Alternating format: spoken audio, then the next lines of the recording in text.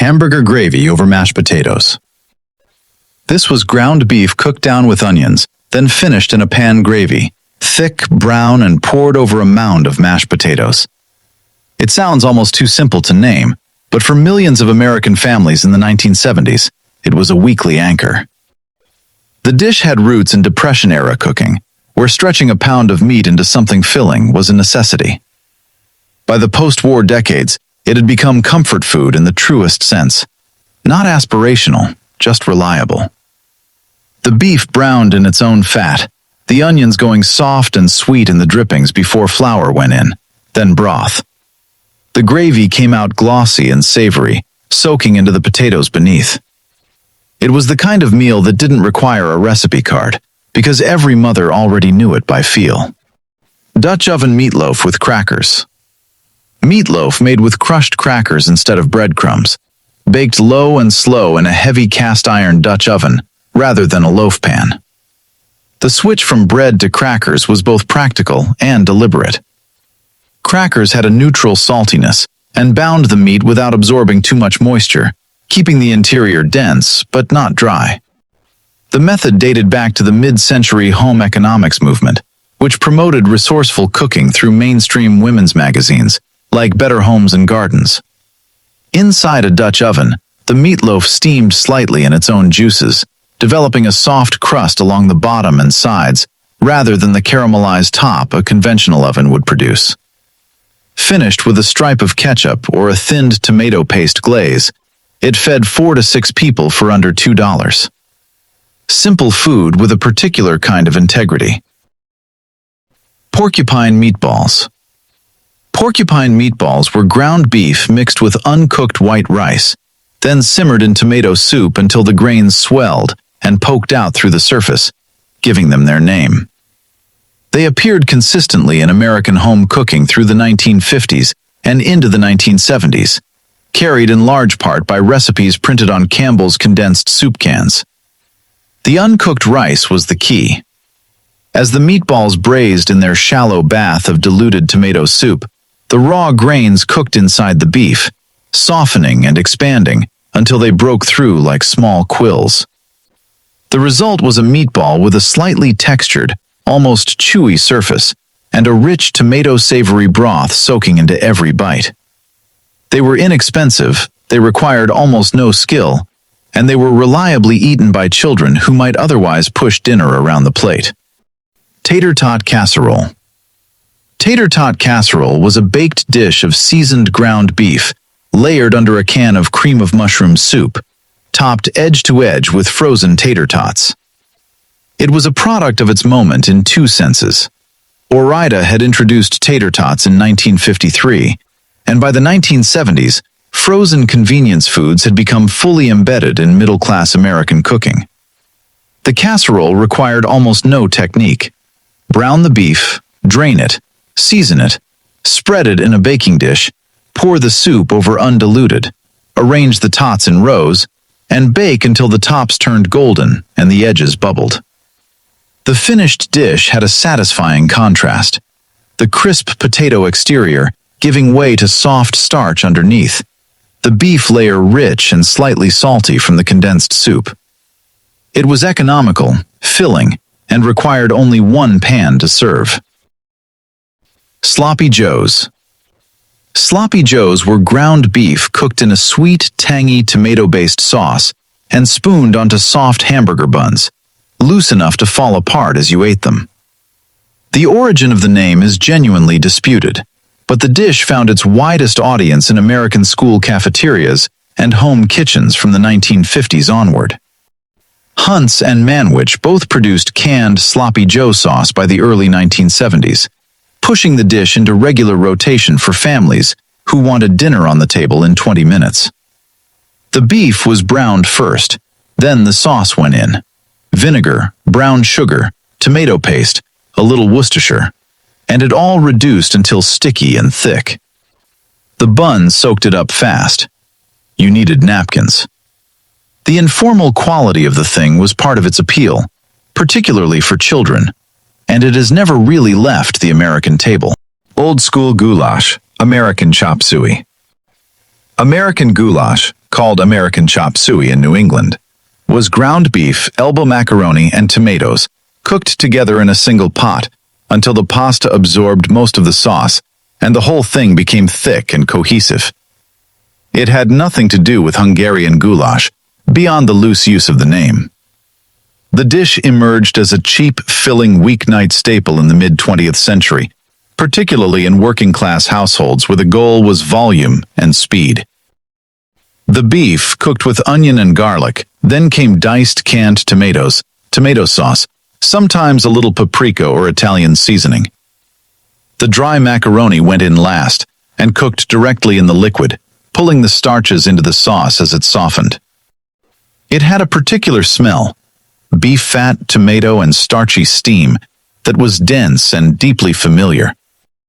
Leftovers tightened overnight into something almost solid, and many families considered that the better version.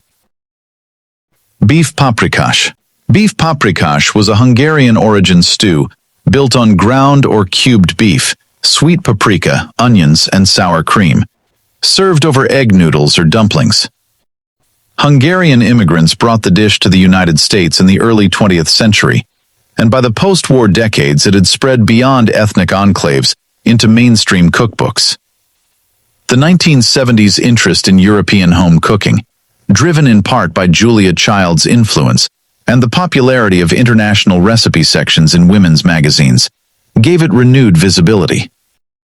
The paprika was essential and non-negotiable.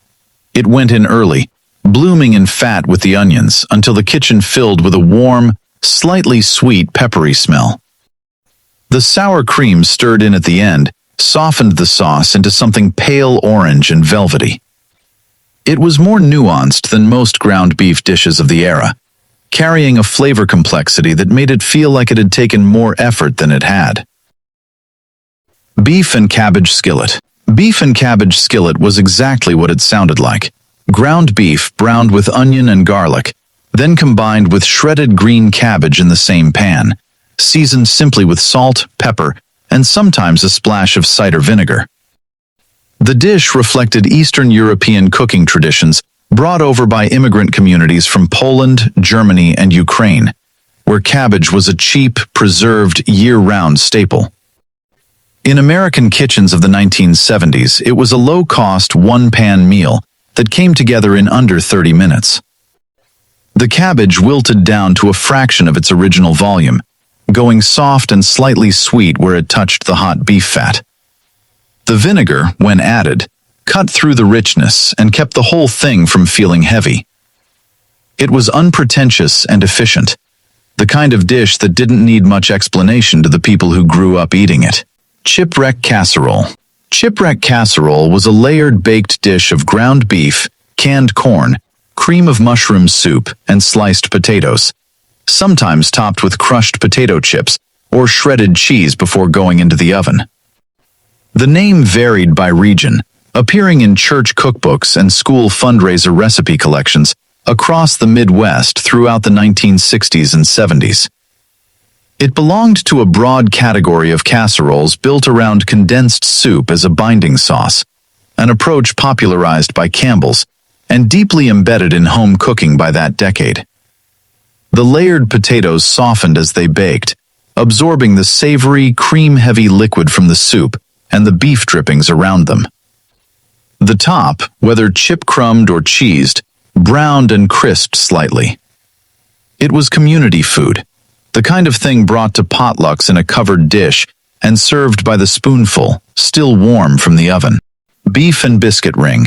Beef and biscuit ring was a showpiece dish built from refrigerated biscuit dough arranged in a ring mold or around the edge of a round baking pan, filled in the center with a seasoned ground beef mixture, often with onion, tomato paste, cheese, and canned vegetables. When baked, the biscuits rose and merged, forming a wreath-shaped crust that could be brought to the table whole.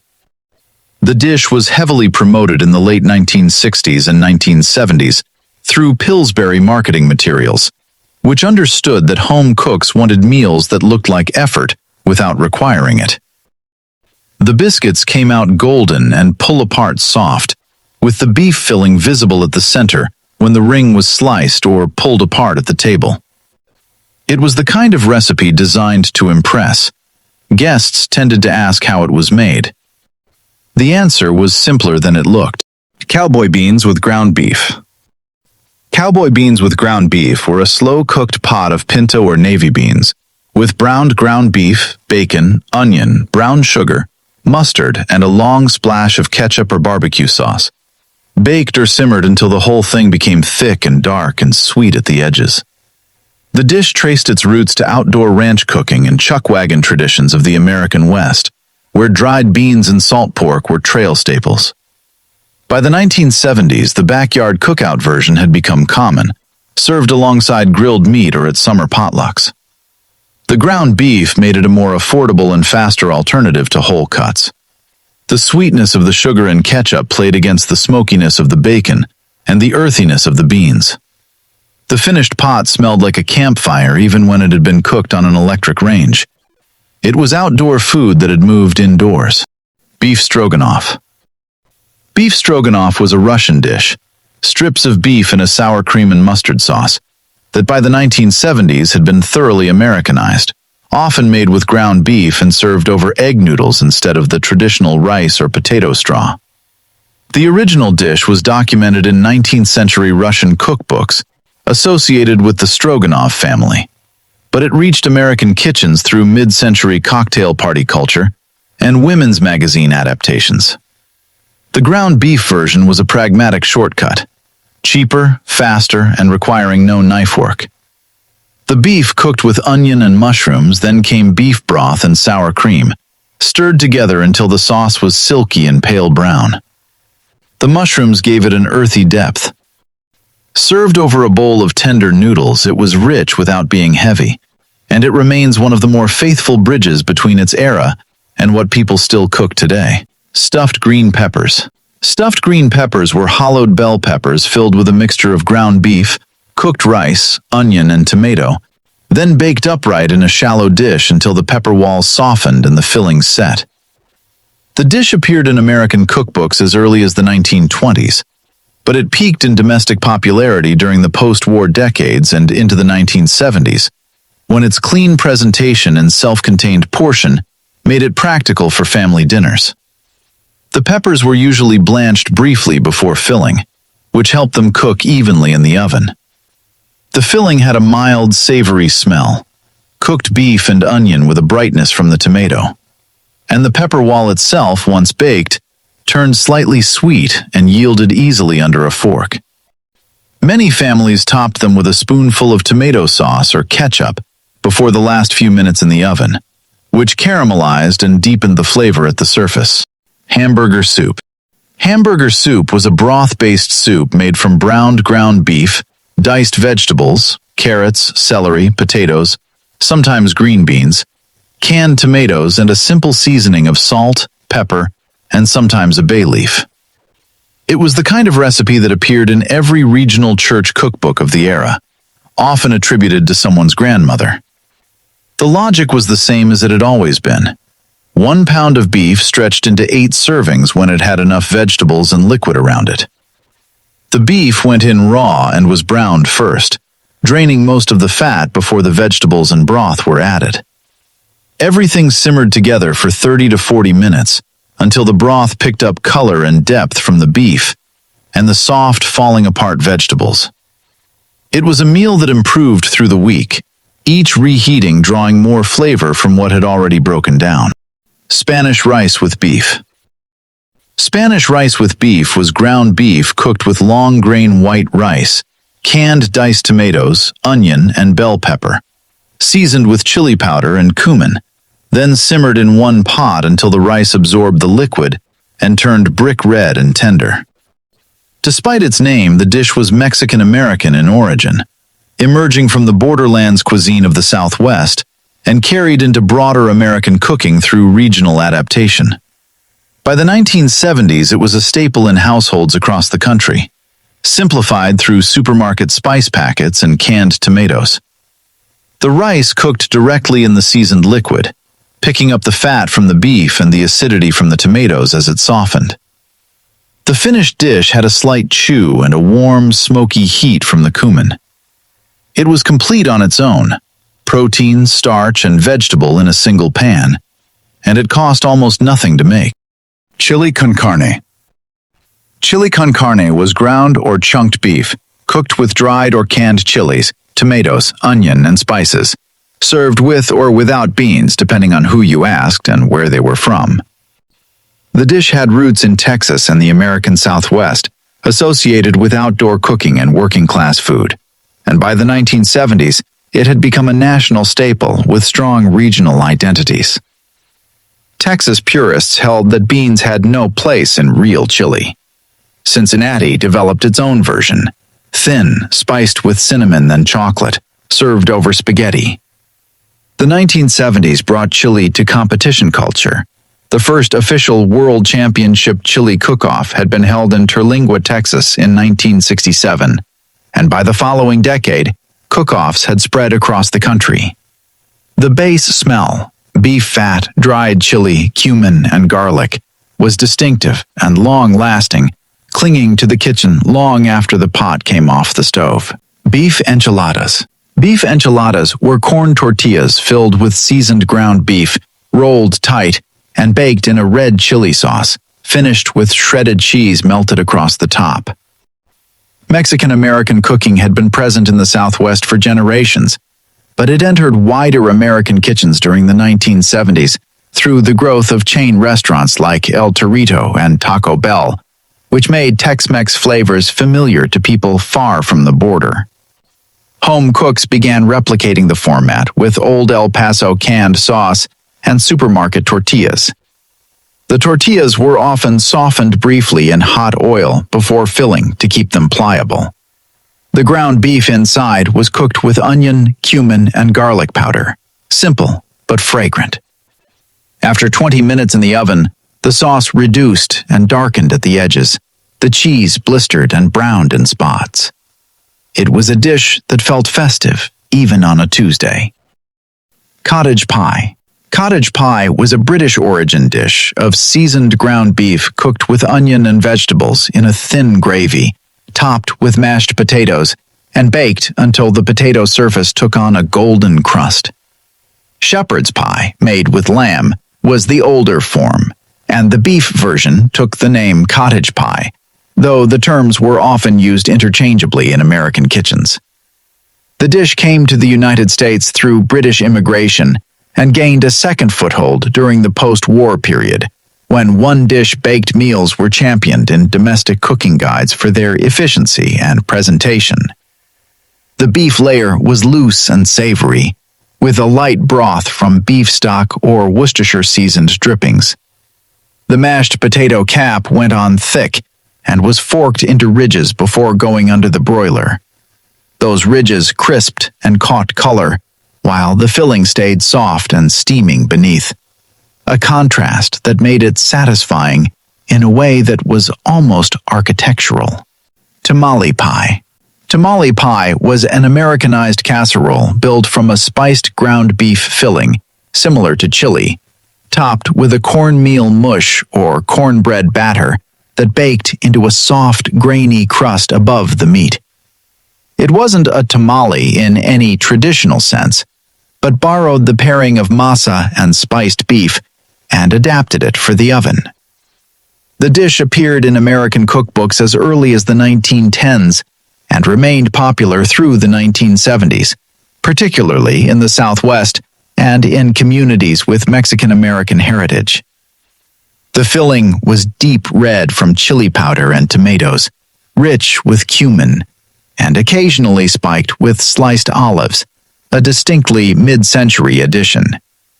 The cornmeal topping soaked up some of the juices below as it baked, the boundary between crust and filling blurring at the edges. It was the kind of dish that felt foreign and familiar at the same time. Beef tacos. Beef tacos, ground beef seasoned with a foil packet of taco seasoning, served in a hard yellow shell with shredded iceberg lettuce, diced tomato, shredded cheddar, and sour cream, became a standardized American meal format in the 1970s. Old El Paso had introduced its taco kit in 1968, and by the following decade, Taco Tuesday had entered the domestic rhythm of families across the country. The seasoning packet was the pivot point. It brought paprika, cumin, oregano, and chili powder together in a measured blend that made the flavor consistent and replicable, regardless of who was cooking. The beef went in lean and browned fast over high heat. The spiced packet mixed in with a splash of water, reduced until the meat was glossy and coated. The hard shell shattered on the first bite. The whole thing came apart in your hands before the end. That was part of the experience, and nobody seemed to mind. Zucchini beef skillet. Zucchini beef skillet was a late-decade dish. Ground beef cooked with sliced zucchini, canned tomatoes, onion, and Italian seasoning, sometimes finished with Parmesan. It arrived on American tables partly as a response to the era's growing interest in lighter, vegetable-forward cooking, and partly because home gardens in the 1970s reliably produced more zucchini than any household could reasonably consume. The dish made use of what was abundant. The beef browned first in a wide skillet, then the zucchini went in and cooked quickly, just a few minutes to soften but not collapse. The tomatoes added liquid and acidity. The whole thing finished in under 20 minutes. The zucchini had a slight give, still holding its shape, and the beef kept the dish substantial. It sat at a crossroads between the old-school skillet meals of the post-war years and the newer preference for vegetables at the center of the plate. Beef noodle casserole. Beef noodle casserole was a baked dish of ground beef, egg noodles, cream of mushroom soup, and sometimes cream cheese or sour cream, mixed together and cooked until the noodles were tender and the top was lightly browned. It belonged to the same family as tuna noodle casserole, which was already a fixture in American kitchens, but swapped the fish for beef and gained a richer, meatier character. The dish was particularly common in Midwestern church and community cookbooks from the 1960s through the 1980s. The noodles and the condensed soup created a thick, starchy sauce as they baked, almost creamy at the center, slightly firmer at the edges where it had dried and crisped against the pan. A topping of crushed crackers or breadcrumbs added texture. It was the kind of food designed to feed a crowd without fanfare, and it did its job without drawing attention to itself. Beef and rice stuffed cabbage rolls. Stuffed cabbage rolls were blanched cabbage leaves wrapped around a filling of ground beef and rice, then nestled in a pot or baking dish and cooked slowly in a tomato-based sauce until everything was tender. The dish came from Central and Eastern European cooking: Polish gołąbki, Ukrainian holubtsi, Hungarian toltot kaposta, and arrived in American kitchens through the large immigration waves of the early 20th century. By the 1970s, it had traveled well beyond ethnic communities into general home cooking, aided by its appearance in mainstream cookbooks and women's magazines. The cabbage softened during cooking until it clung to the filling, taking on the flavor of the tomato sauce surrounding it. The filling inside stayed moist, the rice expanded, and the meat held the roll together. The sauce, slightly sweet from canned tomatoes and sometimes a spoonful of brown sugar, soaked into every layer. It was patient food, slow to make, better the next day. Skillet lasagna. Skillet lasagna was a stovetop shortcut built from the same components as traditional lasagna: ground beef, tomato sauce, pasta, and cheese, but cooked in a wide skillet rather than layered and baked. It emerged in an era when cooking magazines and newspaper food sections were actively responding to the demand for faster weeknight meals. The broken or uncooked lasagna noodles went directly into the seasoned beef and sauce, cooking in the liquid rather than boiled separately. The lid kept the steam in, and the noodles softened in 15 to 20 minutes, absorbing the meat sauce as they cooked. A handful of shredded mozzarella went in at the end, melting over the surface as the heat died down. The result wasn't as structured as the baked version. It was looser, more like a thick pasta. But it tasted like the real thing, and could be on the table in 30 minutes. That was the point. Beef and potato hash. Beef and potato hash was ground beef cooked with diced potatoes, onion, and bell pepper in a cast-iron skillet. Pressed flat, allowed to crust on the bottom, then broken apart and pressed flat again, building layer after layer of browning. The dish belonged to a long American tradition of hash cooking that stretched back to New England corned beef hash and the practice of turning leftovers into something better than what they started as. By the 1970s, ground beef had replaced yesterday's roast in most households, and the hash format, cheap, one-pan, flexible, remained constant. The key was patience. The potatoes needed time to develop a crust before they were turned, and the beef needed to be crumbled fine enough to distribute through every bite. The finished hash had a rough, uneven texture, crisp in places, soft in others, with a deep brown savoriness from the extended contact with the hot pan. Meat sauce over spaghetti. Meat sauce over spaghetti was ground beef cooked with onion, garlic, and canned tomatoes, simmered into a thick red sauce and served over a plate of spaghetti with Parmesan shaken from a green canister.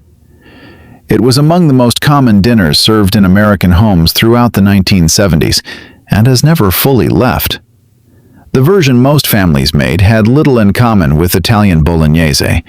It was faster, tomato-forward, and heavier on the beef. Ragu had launched its jarred sauce nationally in 1969, and by the early 70s, shelf-stable pasta sauce was competing with homemade, pulling average cook time down considerably. The homemade version still had its adherents. Onion and garlic softened in olive oil, ground beef broken apart and browned, then crushed tomatoes added and left to reduce for 40 minutes until the sauce was deep and thick. The smell of it spread through the house and announced dinner well before it was ready. Beef stuffed baked potatoes. Beef stuffed baked potatoes were large russet potatoes baked until their skins turned papery and their interiors turned floury, then split open and loaded with a seasoned ground beef mixture, often with cheddar cheese, sour cream, and scallions piled on top. The stuffed baked potato had a moment in the 1970s that went beyond home kitchens. Restaurant chains began promoting loaded potatoes as a meal unto themselves, and the format aligned with the decade's appetite for meals that felt indulgent without requiring formal plating. At home, the beef filling was usually the same basic cooked ground beef from the week, repurposed and stretched over twice as many servings. The contrast between the crisp, slightly bitter skin and the soft, buttery interior made it satisfying in a way plain potatoes weren't. It was weeknight food that felt, at least briefly, like something special. Ground beef and green bean casserole. Ground beef and green bean casserole was a variation on the classic green bean casserole, introduced by Campbell's in 1955. With browned ground beef folded in to make it a full meal rather than a side dish. By the 1970s, the original green bean casserole had become a Thanksgiving fixture, and home cooks began adapting it for weeknights by adding protein. The formula stayed close: cream of mushroom soup, canned or frozen green beans, and the requisite French's fried onions on top. The beef went in beneath the beans, browned and drained, adding body and fat to a dish that was already rich. The fried onions on top were non-negotiable. Crisp and salty, they went on in the last few minutes of baking, so they didn't soften. The dish had a specific institutional quality, the kind of flavor associated with church basements and school potlucks. People reached for seconds anyway. Beef and tomato mac. Beef and tomato mac was a Depression-era dish that persisted well into the 1970s. Ground beef cooked with canned tomatoes and elbow macaroni, simmered together until the pasta was soft and the liquid had reduced to a thick, clingy sauce. It was related to American goulash, but simpler, without the Italian seasoning or the same construction. The dish had been a survival recipe during the 1930s, when a can of tomatoes and a box of pasta could feed a family for almost nothing, and it carried that economy forward into later decades without apology. The tomatoes gave the pasta a slight acidity as it cooked, the starch from the macaroni thickening the liquid from the inside out. The beef distributed evenly through every bite. It had a rustic, almost rough texture, not refined, not meant to be, and it landed somewhere between soup and pasta in a way that defied easy categorization.